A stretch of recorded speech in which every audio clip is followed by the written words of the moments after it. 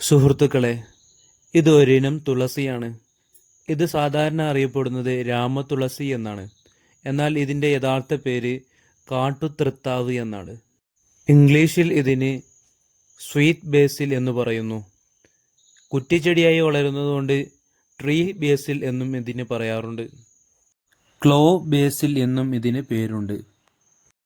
Ocimum ഗ്രാറ്റിസമം എന്നാണ് ഇതിൻ്റെ ശാസ്ത്രീയ നാമം. ഇത് സാധാരണ തുളസിയേക്കാൾ ഉയരത്തിൽ വളരുന്നു.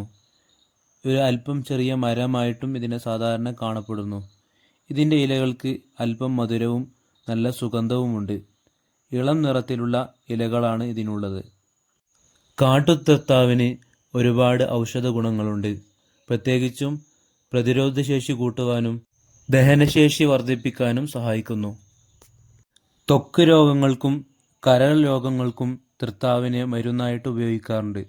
കൊതുകുകളുടെയും മറ്റ് കീടങ്ങളുടെയും ആക്രമണത്തെ ചെറുത്തു നിൽക്കാൻ കീടനാശിനിയായിട്ട് ഇതിൻ്റെ ഇലകളെ ഉപയോഗിക്കാവുന്നതാണ്. കാട്ടുതൃത്താവിൻ്റെ ഇല ചായയായിട്ട് ഉപയോഗിക്കാം. സാധാരണയായി ചായ ഉണ്ടാക്കാൻ ഉപയോഗിക്കാം. അതുപോലെ ഭക്ഷണങ്ങൾക്ക് സുഗന്ധം ലഭിക്കാനും തൃത്താവിൻ്റെ ഇല ഉപയോഗിക്കാറുണ്ട്.